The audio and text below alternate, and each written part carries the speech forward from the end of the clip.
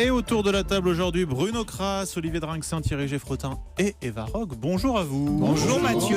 Eva Rock, honneur aux femmes. Seule à la maison, je vous expliquerai ce que c'est. France 4, 20h55. Thierry Geffrotin. Je vais vous parler d'un pianiste qui jouait très bien Chopin et qui pourtant a été recalé au concours du Conservatoire de Paris. Et ben, c'est pas grave du tout, ni pour lui ni pour nous, parce que c'est aujourd'hui l'un des plus grands jazzman français. Il s'appelle René Urtreger. Bruno Kras. Je vais vous parler d'un film qui sort en DVD, Taj Mahal de Nicolas Sada, qui pour moi est l'un des 10 meilleurs films français de l'année 2015. Il est sorti en décembre 2015, juste après les attentats, et il parlait justement de l'attentat du Taj Mahal en novembre 2008. Les gens sont passés à côté, c'est un petit bijou. Olivier Drinxin. Les ventes de photos de Paris Match, ventes aux enchères de photojournalisme de match. Vaste programme, c'est parti. Europe Midi, Jean-Michel Apathy, Mathieu Charrier. Roi René, c'est à vous. Roi Thierry. Oui, merci. René Urtreger, autrement dit, en effet, le roi René, c'est le titre d'un livre qui vient de sortir, écrit par Agnès de Sarthe, qui a su, je dois le dire, capter l'esprit, l'enthousiasme, l'énergie, le caractère, car il a du caractère, René Urtreger, de ce très grand musicien, son swing aussi, pianiste, compositeur. Alors, je ne vais pas chanter, je tiens à vous le dire, parce que le jazz vocal, c'est pas exactement ce qu'il préfère. Et puis surtout, on va l'écouter, le roi René.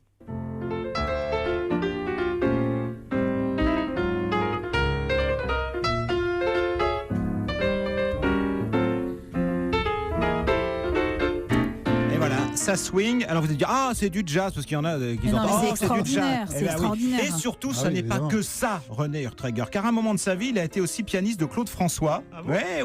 Et il a aussi joué. Sa vie oui, parce qu'il changeait d'univers. Il a aussi joué pour Patrick Topalov, et il pouvait se le permettre, je tiens à vous le dire. Oui, si vous écoutez J'ai bien mangé, j'ai bien bu, le pianiste, c'est lui, c'est René Urtreger.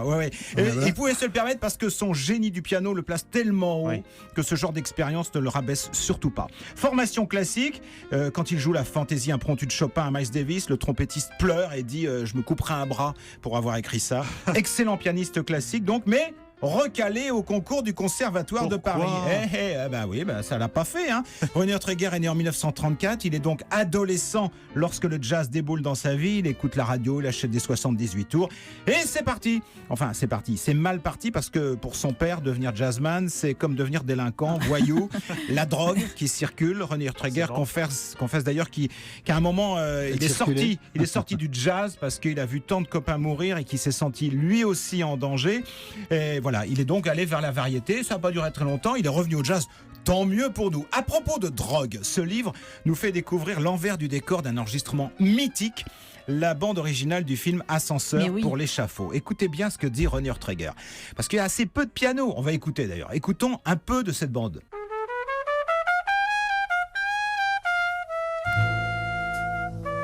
Pas de piano. Alors voilà ce que dit René. À cette époque, nous étions quelques-uns à vivre perpétuellement dans le brouillard. Vous voyez ce que je veux dire.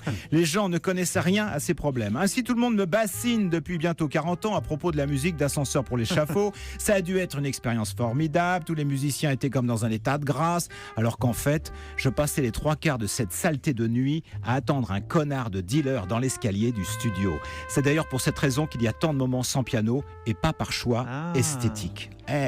Voilà. C'est incroyable parce qu'il y a un tel mysticisme autour de cette séance. Voilà, donc même si vous n'aimez pas le jazz, même si vous n'y connaissez rien, il faut lire vraiment ce bouquin. Le récit d'ailleurs n'est pas linéaire du tout, pas chronologique. On suit la carrière de René Urtreger avec des incidences, des chemins de traverse qui trouvent naturellement leur place dans la narration. Et la vie de René Urtreger, c'est pas seulement ses témoignages à lui, parce qu'il a joué avec Lionel Hampton, Stan Getz, Lester Young, Chet Baker. Et par exemple, à propos de Charlie Barker, il pouvait te faire 3 impros complètement différentes sur le même thème à 5 minutes d'écart. Et c'est un maître du jazz qui le dit. Alors il se trouve que je connais René Urtreger, que j'ai eu la chance de le voir jouer de près, de très très près, j'allais dire le nez dans le clavier. C'est une leçon de toucher. Il survole le clavier, c'est pas de technique apparente, une grâce, un miracle.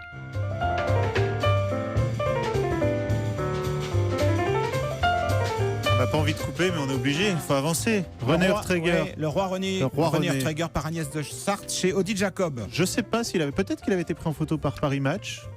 Sans doute. Sans doute, hein. Oui. Bon, si c'est pas seul, si c'est pas en trio, si c'est pas avec Johnny, avec Clo-Clo. Il y a dû y avoir des photos. Olivier Drinxin, justement, des photos de Paris Match mises en vente aux enchères. Voilà, c'est le 3 mai chez la famille Cornette de Saint-Cyr, au 6 de l'avenue Hoche. une 150 photos des grands noms du photojournalisme de Paris Match. Alors des noms certains ne sont plus de ce monde, Walter Caron, Michou Simon, etc. C'est le poids des mots et surtout le choc des photos. Oui. Les photos l'actualité vue par Match, les guerres, l'Algérie, les 6 jours, le Golfe, la construction du mur de Berlin en 61 et la destruction du mur de Berlin en 89. Tout ça en photo dans Paris Match. Alors c'est aussi Match, bien sûr, les stars de cinéma. Alors on n'appelait pas ça des people à l'époque. Il y a Romy Schneider, il y a Delon, il y a Gainsbourg, il y a David Bowie. Vous savez qu'il y a des gens qui se lacèrent la poitrine en regardant les photos de David Bowie, qui seront prêts à payer n'importe quel prix pour avoir une photo de David Bowie. Il y a Belmondo, il y a Signoret, il y a Montand, il y a Marilyn sur un éléphant avec une paire de poumons absolument extraordinaire. Brigitte Bardot, en veux-tu, en voilà, de la prime jeunesse à un peu plus tard. On voit Tabarly qui donne un cours de voile à Brigitte Bardot, enlacée par Alain Delon. Et puis il y a Marlène Dietrich, ça c'est beaucoup plus étonnant, qui aide Édith Piaf à se préparer le jour de son mariage. Je ne sais pas qui elle a épousé ce jour-là, mais il y a la photo dans Paris Match. Marlène Dietrich, c'était le témoin de mariage d'Édith Piaf. Alors on en parle avec Thierry, justement, il y a aussi des musiciens beaucoup. Alors je cotise avec Armstrong, Duke Ellington, Ray Charles, mais aussi Maria Callas, il y a Karajan. J'achète. Karajan est vautré. Vous n'avez pas les moyens, Thierry. Non, alors elles sont toutes mises à prix entre 1500 et 2500 €, mais après, paye qui veut pour avoir ce qu'il veut. 1500 et 2500 €. Oui, c'est le point de départ. Mais vous verrez qu'il y en a qui monter jusqu'à combien? Ah oui. Il n'y a pas de limite dans ces cas-là. Karajan, vautré sur un tapis, qui écoute Tchaïkovski sur son pick-up, c'est très amusant. Il y a Nureyev, et puis il y a les artistes. On voit Matisse qui est en train de dessiner. Alors il est sur son lit. Vous savez, il avait du mal à se mouvoir. Il a emmanché un fusain au bout d'un manche à balai, et il est en train de préparer les décors de la chapelle de Saint-Paul-de-Vence. Il y a Dali, il y a Balthus, il y a Miro, il y a Picasso, il y a Soulages. En veux-tu encore? Il y a aussi des écrivains, il y a Camus, il y a Sagan dans sa décapotable, et il y a Céline avec son perroquet Toto qui a un stylo dans le bec, ce qui permet d'envisager l'hypothèse selon laquelle Céline n'a rien écrit, c'est Toto qui s'y est collé. C'était pas un nègre, mais c'était un perroquet. On en a parlé encore il y a quelques jours avec Emmanuel Macron, il y a aussi beaucoup de politiques qui posent en Match. Alors il y en a une qui est formidable, c'est De Gaulle à Colombey. Alors on le voit pas très bien parce qu'il est au fond d'une prairie, il fait le V de la victoire dans un pré, donc au passage d'une patrouille qui vole en formation en Croix de Lorraine, mais c'est de 58, c'est avant qu'il ne revienne aux affaires. Je crois que la patrouille vient de Dijon, il n'y avait pas encore la patrouille de France. Il y en a une qui est remarquable, c'est Jacques Chirac qui dort en pantoufles à bord du Concorde, elle est très très connue. Il y en a une pour Europe 1, bien sûr, c'est Daniel Cohn-Bendit, défiant de son beau regard narquois. Les CRS en mai 68, il est... Alors la photo, je ne sais pas si elle est retouchée, il est d'un roux flamboyant. Daniel Rouge. Oui, il était roux comme ça. Daniel Rouge. Bon, la vente, c'est où? Vous nous avez dit les photos? Alors c'est 6 avenue Hoche à 19h, le 3 mai. On peut aller voir les photos sur Internet ou chez Cornette de Saint-Cyr. On peut passer commande auprès de Thierry J'ai tout acheté. qui s'occupera des enchères. Qui nous fait des prix. Qui nous fait des prix. Dans un instant, la suite des découvertes avec Bruno qui nous parlera de Taj Mahal et Eva Rock, le programme télé. Europe Midi revient dans un instant. En ce moment, tout le monde retrouve le sourire avec les offres Citroën, même les Angry Birds. Ouais, on est très contents. C'est normal, il y a une reprise Argus plus 4500 € sur Citroën C4 avec système de navigation et tablette tactile 7 pouces. Mais on peut quand même tout casser. Retrouvez le sourire avec Citroën. En ce moment, profitez d'une reprise Argus plus 4500 € sur Citroën C4 avec système de navigation et tablette tactile 7 pouces. Équipement selon version, offre jusqu'au 31 mai hors vitamine. Détails sur carstore.citroën.fr. Angry Birds le film seulement au cinéma. Citroën.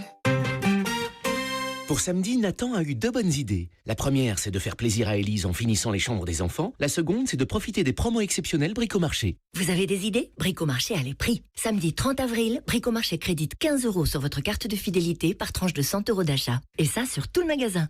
Bricomarché, pouvoir tout faire, moins cher. Le 30 avril, 15 € offerts par tranche de 100 € d'achat. Info sur bricomarché.com. Goûtons avec Jojo le clown les spaghettis Panzani à 67 centimes les 500 grammes. Oh, j'aime! Goûtons maintenant les spaghettis Lidl. Oh, j'aime! À 42 centimes les 500 grammes. 2. Oh, j'aime! Mais pas au même prix. Lidl. Prix moyen constaté du 15 février au 9 mars 2016 dans l'enseigne la moins chère parmi les enseignes relevées portant sur Spaghetti Panzani disponible chez Lidl. Composition des produits et plus d'infos sur Lidl.fr. Spaghetti Panzani 1,34 € le kilo. Spaghetti Lidl 84 centimes le kilo. Pour votre santé, limitez les aliments gras, salés, sucrés. Oh, j'aime!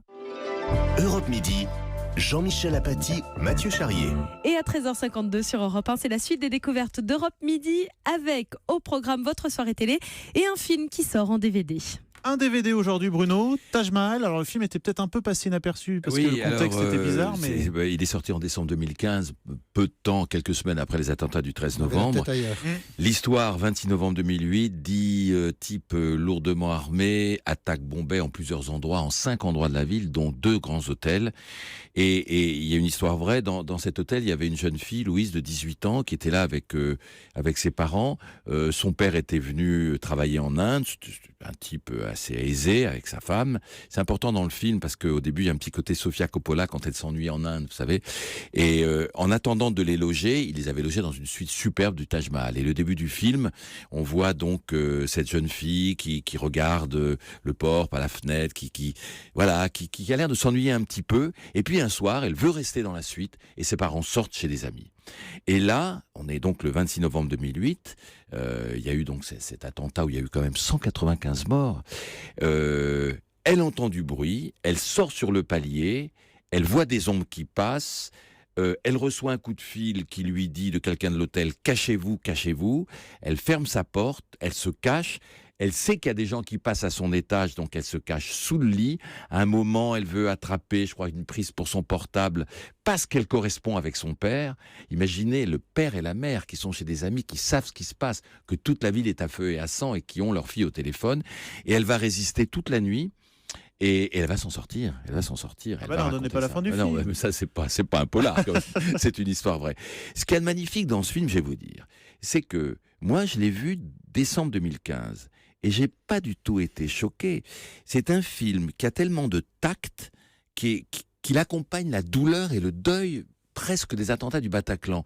C'est terrible à dire, mais il était entre double guillemets en harmonie. C'est-à-dire que j'ai vu ce film et je me suis dit, c'est tous ces jeunes qui sont morts, ça nous a touché particulièrement le Bataclan, et c'est peut-être parce qu'on le voyait à travers une jeune fille qui a survécu, et qui d'ailleurs après dans le film, on la voit du mal à parler à d'autres qui ont vécu ça.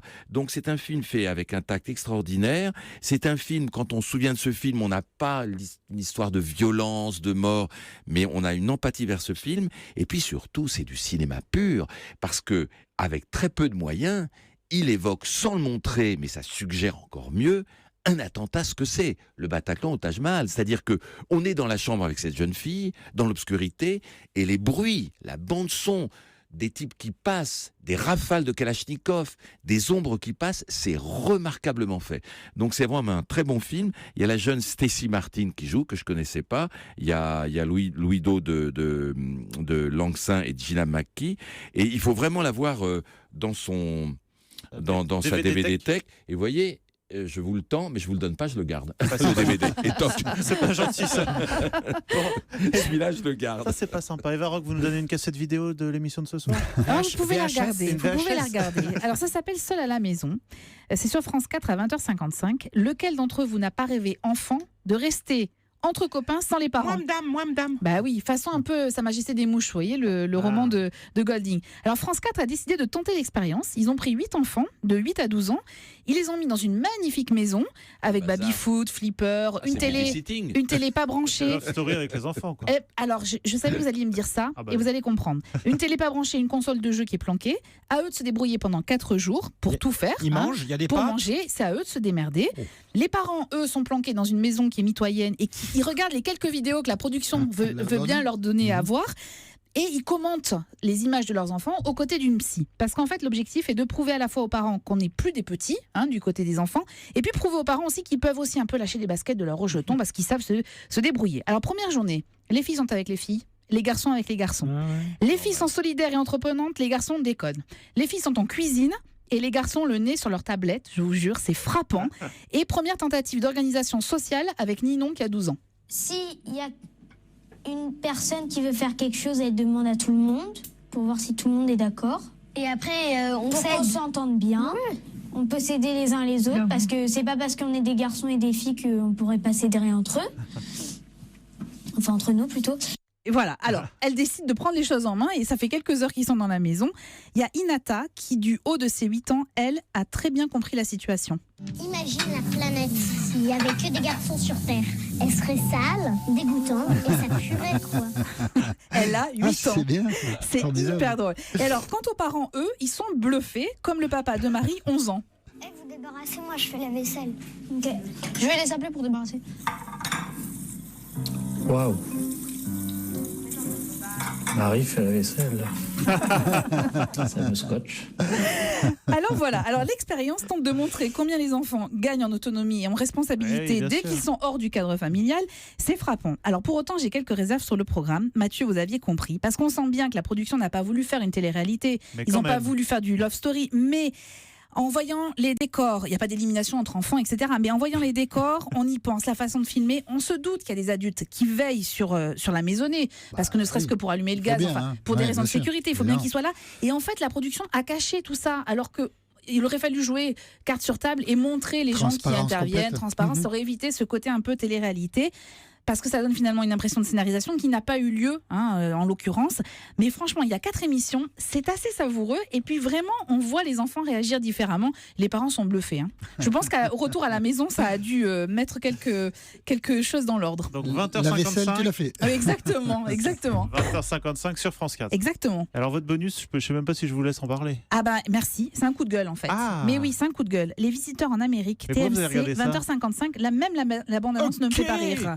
Oui. Tu veux faire du shopping? Shopping. C'est l'éclat du shopping. Alors, comment vous dire? Je ne suis pas idiote. Je comprends bien l'opportunisme dont font preuve les chaînes en rediffusant les épisodes des visiteurs au moment où le 3e volet est au cinéma. Mais alors franchement, je me demande si les directeurs des programmes regardent les films en question. Possible que non. Parce que le duo clavier-Renault aux États-Unis, mais non, il fallait qu'il reste en France. On l'avait dit à l'époque. Mais bien Mais sûr. surtout, vous savez que là, ils ont sorti le film qu'ils ont appelé Les Visiteurs 3, alors que le vrai 3 c'était celui-là, mais qu'ils veulent tellement l'oublier qu'ils ont dit non, c'est le 3, on le sort. Eh bien, TMC aurait dû l'oublier aussi. Voilà, c'est dit. Pour le programme télé des Varrock, Thierry nous a présenté le magnifique livre du roi René, le René Urtreger. C'est chez Agnès de Sarthe. Non, c'est l'auteur. Agnès de Sarthe et l'auteur, Odile Jacob. Voilà. Les ventes de Paris Match par Olivier de Rinxin et Taj Mahal, le coup de cœur de Bruno Kras. Les invités de Frédéric Tadei ce soir.